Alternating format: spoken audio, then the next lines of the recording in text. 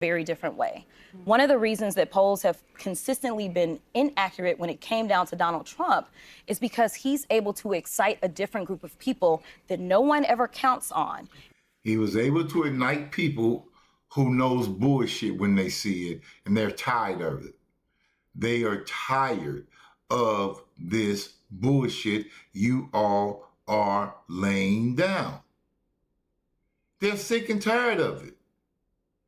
You're fighting for illegal immigrants. You're fighting for men to be in boys in women's sports. You got tampon Tims putting tampon dispensers in boys' bathrooms. Enough is enough.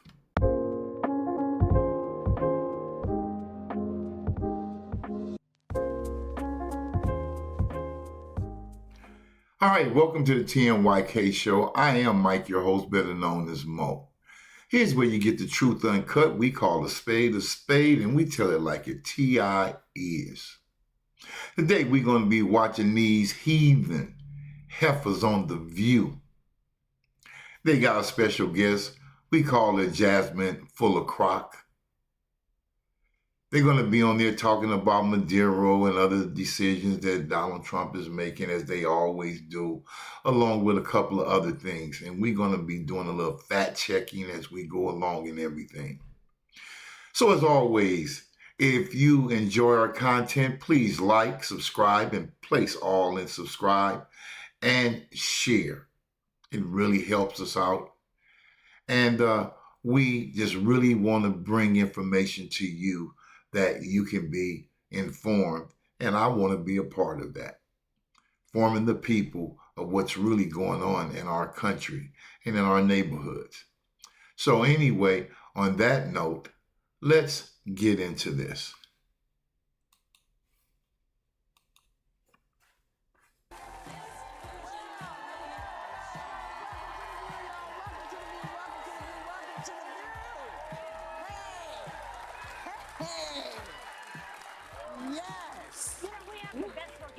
Just look at this is a great, we don't always get good-looking audiences. But it never amazes me. How can a show like this, and the ratings are low, but how can people really enjoy a bunch of cackling hens blowing smoke up your ass? I don't get it. I truly don't get it. But you all are particularly good looking today. Hello, sir. That suit is killing me. Okay. You're killing me right now. So, today is a really kind of sad anniversary for the United States. It's the 5th anniversary of the deadly Capitol riots, when thousands stormed the U.S. Capitol after a so-called Stop the Steal rally. Last week, testimony from former special counsel Jack Smith was released, where he laid out what led to the destruction that day. Take a look. The decision to bring charges against President Trump was mine.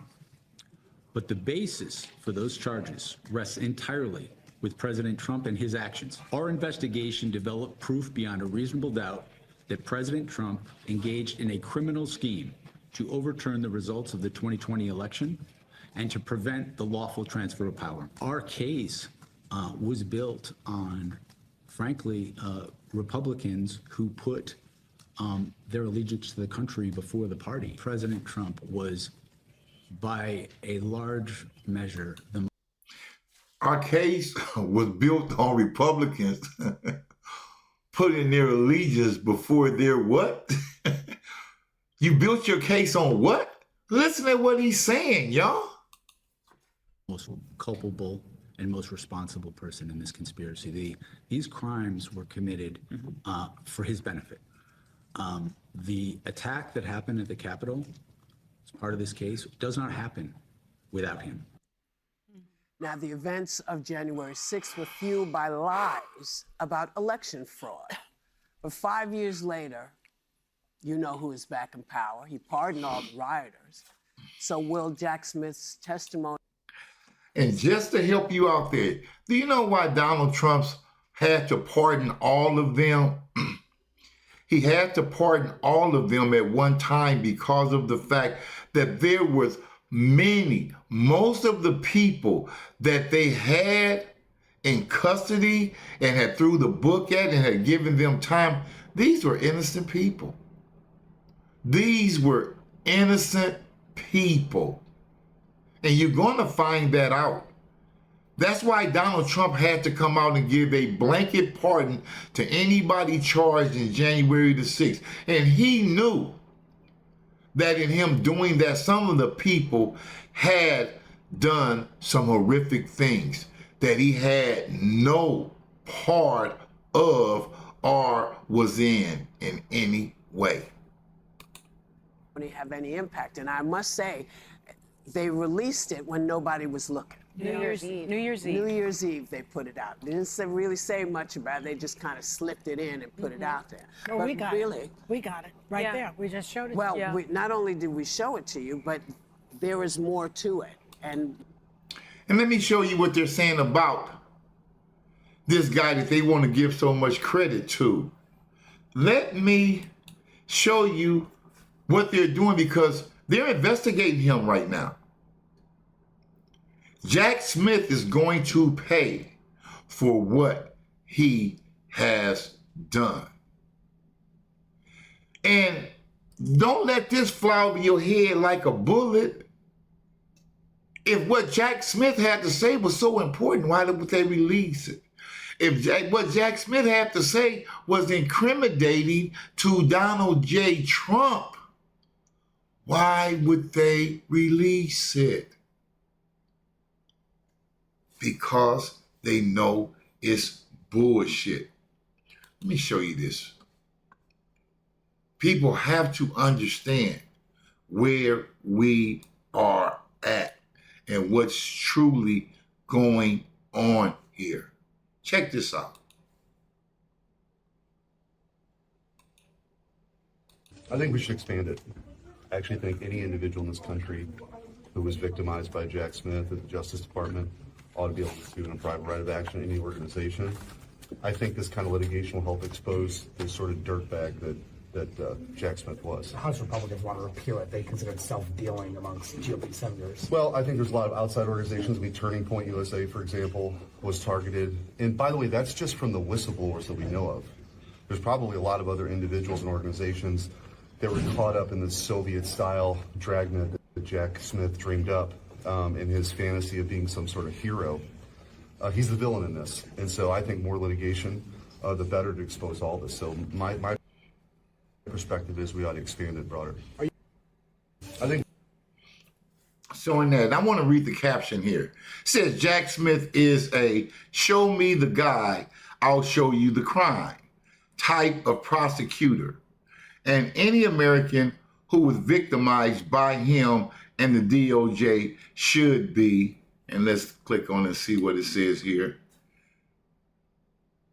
should be able to sue. This is about accountability and ensuring something like this can never happen again. You all are going to learn. You all are going to learn just what happened January the 6th. And by the way, in case you don't know, all of the evidence that they have for January the 6th on the so-called fake trial hearings that they had on January 6th, do you know that all of that information somehow has disappeared? It is no longer available for anybody to go over and review. So what's really going on, people? What's really going on? Let's listen to these heathen heifers. Continue. we'll put links if anybody else wants to see, because I think it's important for people to know what went down and why they did why Jack Smith did what he did, why he felt it was important enough. And when he says beyond a reasonable doubt, he felt that he could prove these cases to 2 different juries beyond a reasonable doubt. We're talking about a career prosecutor. He's been a prosecutor for over 3 decades. And so he explained that there's a 225-page transcript that was released on New Year's Eve. A lot of people didn't read it. I myself enjoyed it and did read it. There was it was videotaped as well. There's an 8 hours of footage that you can watch on YouTube. I did that as well.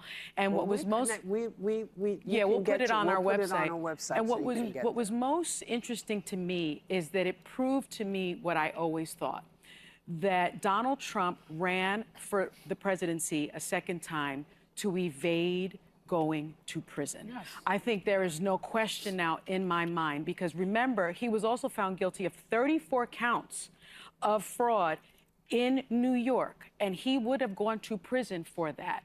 But you cannot indict a sitting president. And so those 2 cases that Jack Smith and a team of crackerjack prosecutors worked on went away immediately, because that is Department of Justice policy. And he will never be sentenced in the New York case as well.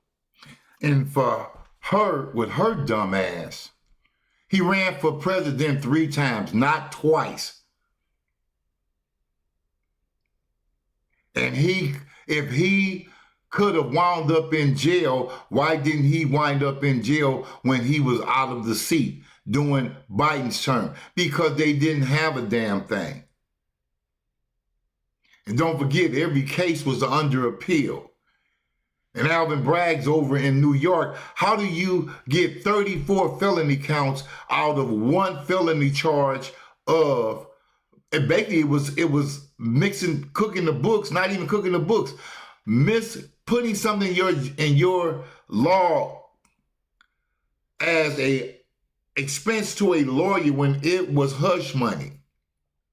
That's what Donald Trump was charged with. Labeling what was hush money to Stormy Daniels. They made it a crime for him to do that. How did you get 34 counts out of that one thing? Remember they said it was a hush money deal? And for you all that don't know, hush money, paying somebody hush money is not a crime. Because you're not telling them to lie. You're telling them just be quiet. Don't say nothing about it. That's hush money. It's not a crime. And they called it a hush money trial the whole time, but only dumb people would not understand. Well, why is that? Because you should have been asking, why is he on trial? Well, how is hush money illegal? But that's how stupid they take you for. So he ran, I really do think, because he didn't want to go to jail. Right. And the first time he ran was to make money. Yes. Well, it's always odd to me to reflect on the events of January 6th, because for me it was always a deal breaker, and it's hard to now look at this stat that came from CBS polling in 2025. The percentage of Republicans who strongly disapprove of the January 6th attack has dropped more than 20 points since January 6th, from 51% to 30%. So only 30% of the Republican Party even strongly disapprove of what we saw on that day. And pathetic. Mike Pence posted today some comments basically calling January 6th a dark day, praising that the Constitution held. And I want to remind folks, I think... And I ain't going to say it, Donald Trump already said, and I agree with it. You're going to find out that he is a crook. You're going to find out that Mike Pence was in on all of this. And the reason that the percentage of people who have issue with January the 6th and Donald Trump, not that they don't have a problem with January 6th, they have a problem with January the 6th and blaming Donald Trump. That is the difference. But you're going to find out that Mike Pence was a part of it too. He knew the coup was in. He knew the takeover was in. He knew the fraud was in. He knew it. He knew it. Let's go up here. Let's get into, I think we're about to get into Miss Crockett right now. And let's see, are we going to get into Crockett? Let's see here. I'm setting this up here. Let's see here. We're going to deal with her behind. Let's see. Yeah, look like we're going to get into, let's see. And let's start here. Let's go here and see.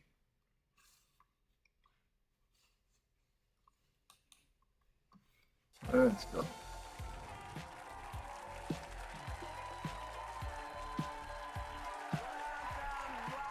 Welcome back. White House Deputy Chief of Staff Stephen Miller was on CNN yesterday talking about the plan going forward with Venezuela and where else the administration has an eye on. Take a look. The United States of America is running Venezuela. We set the terms and conditions. We have a complete embargo on all of their oil and their ability to do commerce. So for them to do commerce, they need our permission. For them to be able to run an economy, they need our permission. So the United States is in charge. Can you say that military action against Greenland is off the table? The real question is, by what right does Denmark assert control over Greenland? There's no need to even think or talk about this in the context that you're asking of a military operation. Nobody's going to fight the United States militarily over the future of Greenland.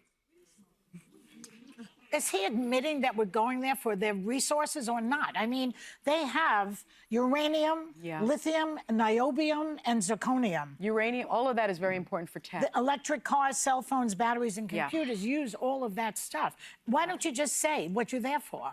And also, can you just go into any country and decide, gee, I think I'm going to take some of their stuff? Yeah. I don't think that's against, that's pro-UN rules. No, it's against... By the way, the UN is against what Trump just did in Venezuela. Yes. And my husband said this morning, watch him take the UN out of this country. But one critique of the UN is the U.S. did not even recognize Maduro because he had lost an election. Yes. So the UN choosing to recognize a non-elected leader is already problematic. They need to. Did you hear that? He became a dictator. He became a fascist.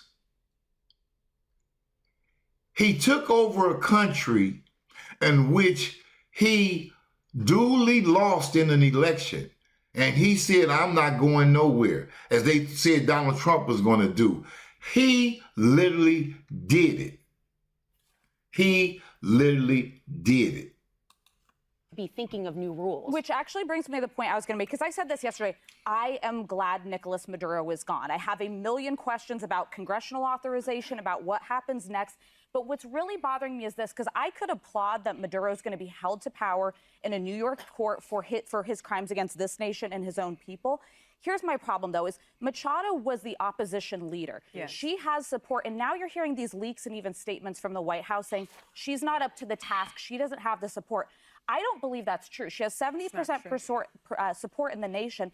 But I also met with the former opposition leader, Juan Guaido, at the United Nations. He had his own diplomats there, and the U.S. supported his diplomats being seated and said that Maduro's credentials should be revoked because he has not been a legitimate leader of Venezuela for many years. What people have to understand, the Venezuelan people have wanted to see Maduro gone. So these opposition leaders, they have teams, they have chiefs of staff, they have diplomats. Here's what I don't understand. I may not be up on all of this stuff because I have a life. But, okay, Maduro is a bad guy. We took him out. So is Kim Jong-un. So is Putin. So is, or what's that other guy in Hungary? Are we going to go into all these countries and just kidnap their leaders? And that's the issue here. Yes, we can all agree Maduro was an illegitimate president who did horrible things in that country and was corrupt. The way he was removed from that country matters. We are supposed to be a nation of laws. The way we did it was against international criminal law. It's against the United Nations. But guys, we've done this for 30 years. Gaddafi, it doesn't Saddam. make it right. I know, but let's just be consistent with other administrations that under just as tenuous of authority have taken out. We all agree that without a good plan in place, it goes disastrously. I am not pro-nation building. Go into that's why the opposition leader who's weaker than we are. It's always a country that we can overpower. It's not China. It's not Russia. It's not Again, North I would Korea. support taking out Vladimir Putin. But you guys, but one of the points that Miller also made in that interview is that why would we let a nation in our own backyard become the supplier of resources to our adversaries, China, Iran, Cuba, Russia? Venezuela was the sole source of every enemy nation we're up against, and I'm not. And that's something that we have to understand. Under his regime, they were supplying all of our enemies, all of our adversaries, those who can, if they get enough power, if they get enough resources, they can possibly be a real threat to our country. And we have to understand that. I'm looking at now, let's go back and look at something that happened, and they don't want to talk about this. They don't want to talk about this. I'm going to just share one of them with you right now. This is Eric Adam posting this. Understand this. These people are so full of it. They have nothing to say about this. Here it is. Here's what Eric Adams wrote. He said on January 10, 2025, Donald Trump wasn't president yet. The Biden-Harris administration put a $25 million bounty on Nicolás Maduro for information leading to his arrest or conviction. Public safety is not a political game.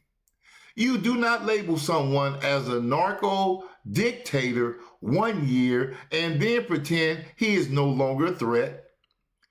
The next simply and a threat. The next simply because a different president is in office. This is cynical and irresponsible. Maduro's drugs have killed thousands of Americans and continue to endanger our children. Imagine being the parents of a 2-year-old Nicolás Felix, but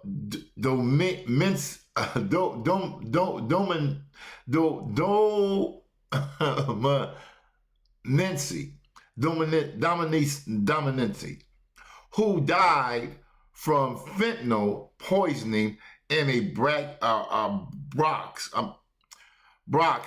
daycare, and watching this political theater. America is safer today because Maduro is no longer in power. Welcome to New York, Nicolás, for your trial, for you to get what's just due you. But they have to understand that. You can't have it both ways. Biden now put a $25 million. Donald Trump had put, I believe, of $10 million. They came back and they added 15 more million to that because this man was the threat. But I believe they only did it because of the fact that they were under pressure to do it. Because what happened to the other 4 years? Donald Trump had put a $10 million bounty on his head when he was in office the first time. You all didn't double it up. You all didn't add more to it till your last basically days in office. Something's wrong. Venezuela was the sole source of every enemy nation we're up against. And I'm not saying the way they do it doesn't. You can't do it I'm that not, way. Wait, let me just finish my point, though. I'm not saying that. My problem is watching the Stephen Miller interview and then watching Donald Trump and then watching Rubio is no one's on point with this is the transparency administration. Yes. Weren't we told that? I don't see transparency. You know what I hear from Stephen Miller is just about might and force. And then they're coming in and they're leaving the regime that they just overtook in and not bringing in the resistance. Like all of it doesn't make sense. Transparency. It makes complete sense because Donald Trump said And so you know he's leaving in transparency because, leaving in part of the regime because the woman that he's put in there, all of these people were up under him. But guess what? But they say, when you cut the head off, the body will die. I'm putting you all in. I hope that you're ready to be a better leaders than your adversary or where your predecessor was. But I'll give it to you. But as you see how we came in and got him, we gonna come right at you. And this is our president. He's a no-nonsense president. He ain't playing. Hey, and we there with you. You really ain't, you running it, but you're not running it. We gonna make sure you're giving these people what they need and deserve. He went in there because he wanted to get the oil. Yeah. So we know why he went in there. We know why. Originally, That's what I mean. Is this about Rodriguez? Originally, he said he went in there because they were concerned about the drugs, and then he released all these other. That's my point. Well, make it then. No, I'm saying that like what she's saying is she's like, no, he told us. I'm saying everyone's saying different things. Everyone's saying something different, and I just want to see democratic elections in Venezuela run by Venezuela. Well, you know what I want to see? I want to see the Venezuelans say to Stephen Miller, "I'm sorry, you don't tell us what we're going to do. We'll tell you what we were willing to do, but you don't come in here, You know what? I'm going to come to your house and steal. I don't want to hear nothing she got to say. Check it out. Check it out. Let's go here. So, Miss Whoopi, Dum. Check this out. Check this out. Since you say they want to tell you, let's go see what they maybe want to tell him. Let's go see. Let's go see what they may want to tell him and Donald Trump about Venezuela. Since that's where you at, let's go here. Let's go here. Let's go here.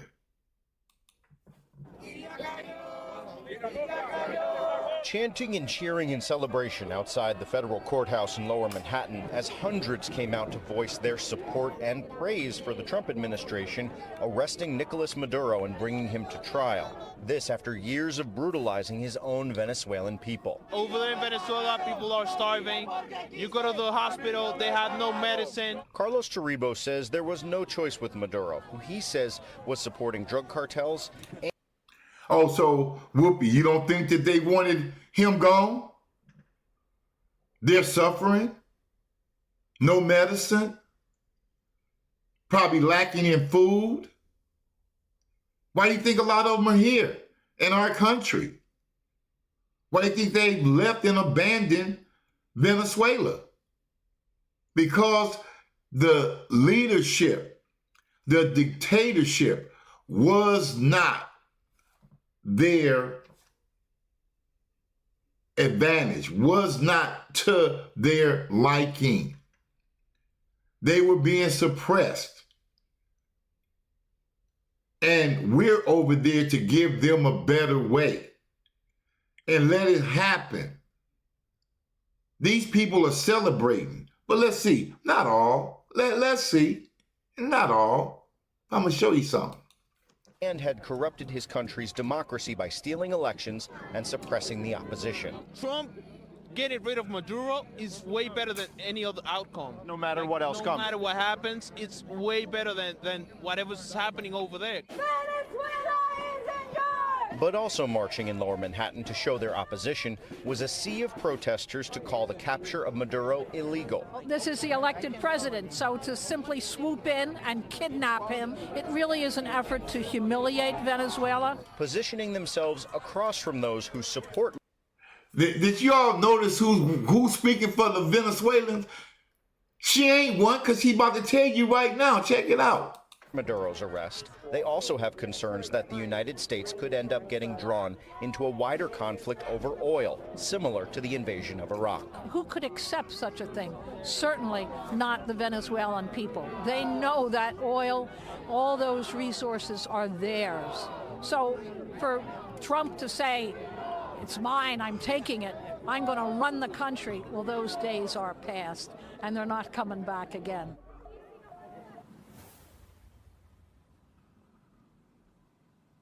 As you saw in some of the video, plenty of police officers out there holding the line and keeping the two elements of the protest crowds apart. A couple of minor pushing and shoving scuffles, but nothing police did not quickly handle by asking people to step back and disperse. Live in Lower Manhattan, near Federal Court, Henry Rossoff, Pix 11 News. There you have it.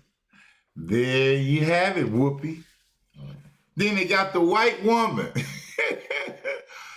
Them was all paid people to come out there. Anything to make Donald Trump look bad. And you got a white woman on that side. Why don't you give me another Venezuelan in there to speak up for Maduro? Really? Really? Stop the bullshit. That's what they do to you. That's what they do to you. They put this bullshit in front of your face and they expect you to just go for it. It is just sad. And so many people go for it. They go for it. It is just really, really sad. It is really, really sad. So let's get into, what everybody been waiting for. Let's get into this, to Jasmine full of crock. Let's get into this. Let's get into it. Jasmine Crockett.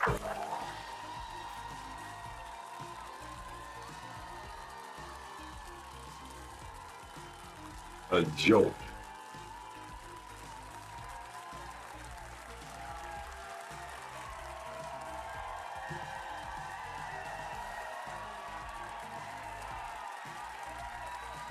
All these lost folks out there.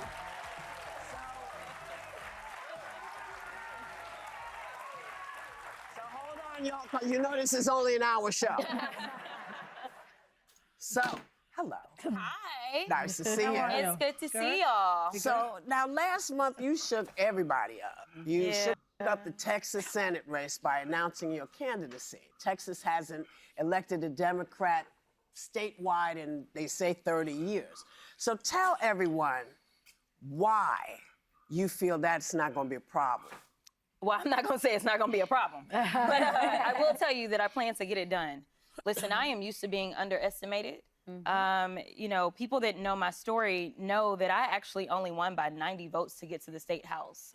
And as a freshman, I was handpicked by my predecessor to then go to the U.S. House. Listen, what I did is I evaluated the numbers. The numbers are clear that we can win.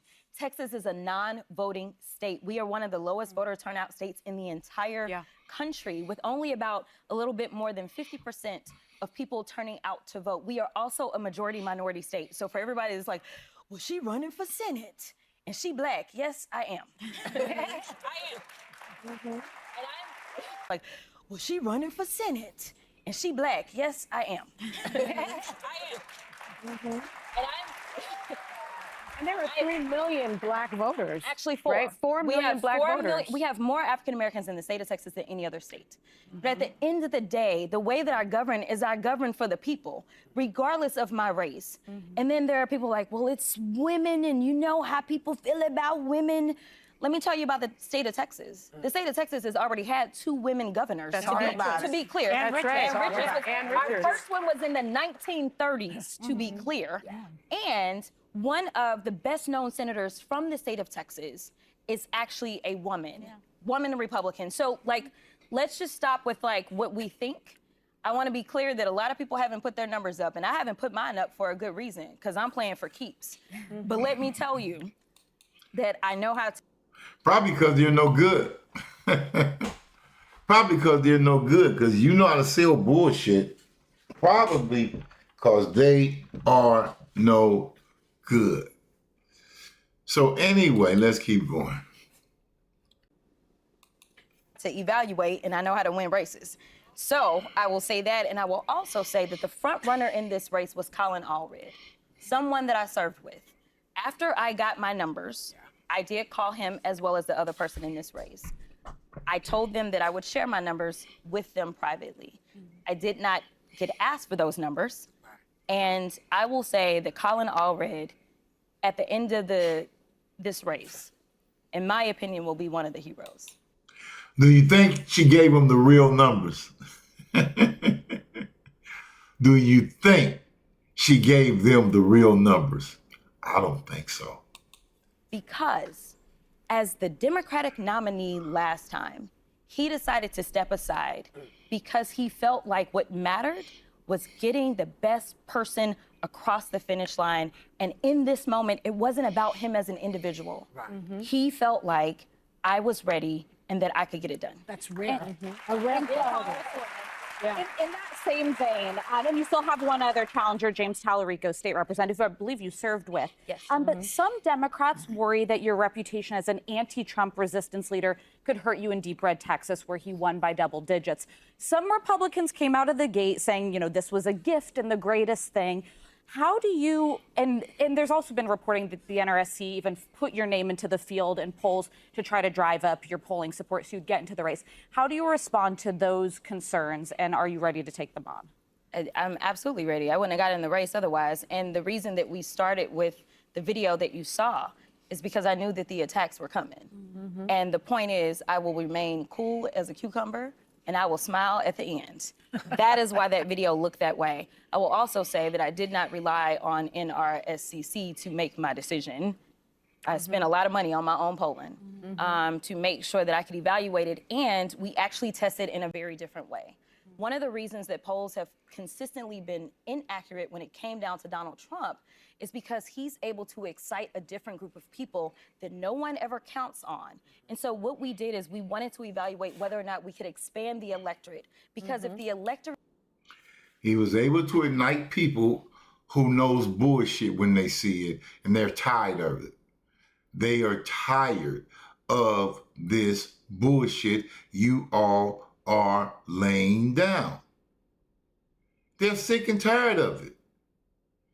You're fighting for illegal immigrants. You're fighting for men to be in boys in women's sports. You got tampon Tims putting tampon dispensers in boys' bathrooms. Enough is enough. And that's who he has ignited, as well as those of us who's looking for a better way.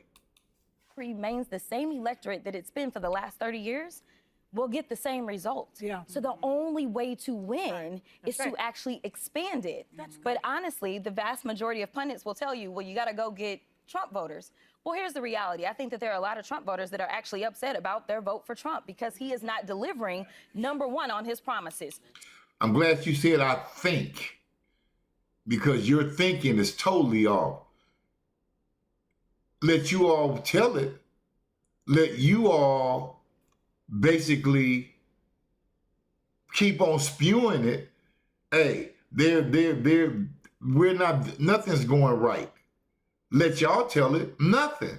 And that's a bald-faced lie. When you look at things, we're gonna talk about it in a minute.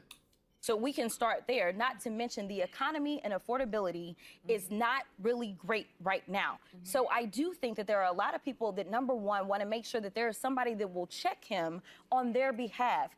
As a Texan, I can tell you we do trade big in Texas. But guess who's messed that up? Donald Trump. As a Texan, I can tell you that we do agriculture big, and I served on the ag committee. As a Texan, I can tell you that some of those folk are upset. Right now, there's been a lot of talk about how there's the Tyson plant that shut down in Nebraska. Let me tell you, Amarillo, Texas, where they process beef for Tyson, they are about... She said they were shut down, right? I'm gonna let her finish it. to shut down as well. So let me tell you, at the end... Now, she done told you Nebraska is shut down and Amarillo is about to shut down. Let's do some fact checking. Let's do some fact checking. Y'all like fact checking. Y'all like saying what Donald Trump ain't doing and how he lies. Let's see if we can catch you in a couple of lies. So here's what it says here. Over here on Google. Did Tyson plant shut down in Nebraska?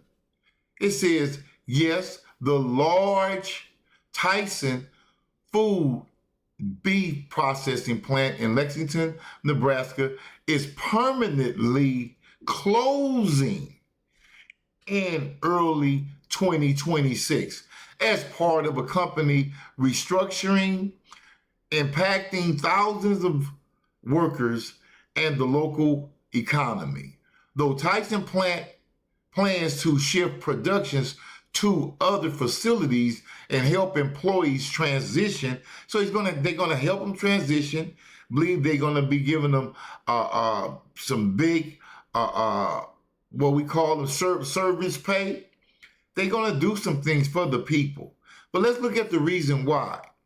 Tyson aims to optimize its beef network and right-size its business due to a small national cattle herd and to maintain long-term success, notes Texas Farm Bureau. So what he just said there's a shortage of cattle.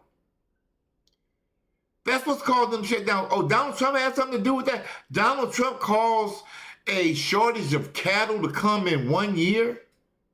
Still less than a year? No, you remember when AOC and others were talking about we need to cut back on cows and eating hamburger because their farts was messing up the ozone? Y'all don't remember that? So now what we're finding out now, it was under radar. The Biden administration was doing things to curb the cattle raising. That's what they were doing. If we go back and look, we'll find out. How did we come up with a shortage of cattle? But we do remember them stories, right, where they talked about how the cows, the cattle, their farts were messing up our air, our ozone. Y'all remember that? Big news.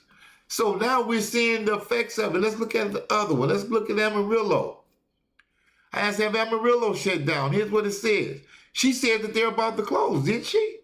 She says, no, the Tyson Foods meat plant in Amarillo isn't shutting down completely, but it is scaling back significantly, reducing to a single full capacity shift from 2. They used to work 2 shifts, now they're only going to be working 1. Yes, starting January the 20th, 2026, due to, again, what? Tight cattle supply, resulting in about 1,700 job losses, but preserving most operations. The decision follows the permanent closure of Tyson's plant in Lexington, Nebraska, and aims to align operations with reduced livestock availability, with the Amarillo plant remaining a key site for long-term success. So it just told you right there, Amarillo ain't going nowhere. And the Tyson plant over in Nebraska, we'll have to go look at that and examine that. But the key to all of it is because there's a shortage of beef. There is a shortage of beef. You go in stores now, like ground meat now, you used to didn't get it pork and beef together. Now there's still a lot of pork and beef together. Now it's making sense why. But we got to find out what has happened to the cattle rearing. What happened to the mating of cattle? And I guarantee you're going to find out that it has something to do with the Biden administration and the things that they imposed on the cattle raisers. So let's get back into this heifer's lying. All she does. End of the day, people will have to make a decision. I'm not asking people to become my best friend. And as I used to campaign for the vice president, I would go into a lot of churches and I'd ask them to raise their hand if they love their spouses, and they would raise their hand. And I'd say, do you always agree with them? Mm-hmm. Yeah, that's the kind of response we would normally get. Mm-hmm. Listen, it's not about whether or not you agree with someone 100% of the time. It's about, do you have the strength to stand in this moment? And right now, the people are looking for real leaders that are going to fight for them. Yes, yeah, right. And you're one of them. You're one of them.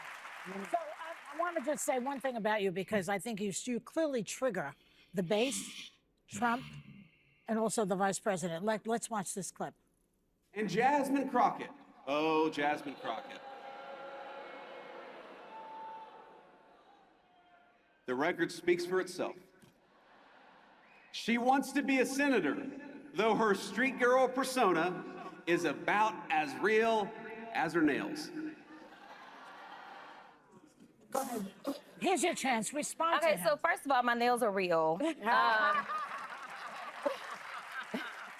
I You don't count chips real. I believe those are chips. I know a little bit about nails. No, all of that's not your nail. Shaved and pointed and stuff like that. No, I don't think so. But I could be wrong, but I doubt it. The way you got them shaped and stuff, I don't think those are your nails. But it might be just a tip, and that's why you're saying that. But that's what he's talking about. Any part of your nail, if it's not all yours, those aren't real nails. You understand that part, little girl? I will say, what a lot of people don't understand, and Alyssa, you can help me out with this, is that Republicans are a lot better at doing focus groups, right? And so Democrats, we rely on like poll, but focus groups allow you to kind of get down to the nitty gritty of like why people feel a certain way about certain things. Well, I can tell you that right now, what disturbs them is that I am able to get at a demographic that Democrats have been losing. Consistently in third-party polls, as well as my internal polling, it shows that those that don't have a college degree, by over 70%, choose me. Well, that's a demographic that we've been losing without, so now he's like, oh, no, it's all fake. Like, don't believe that. No, the reality is that And you've been losing them because what? Because they're waking up. Because they know bullshit when they see it. That's how Donald Trump won the first time and the second time and the third time. Because they know bullshit.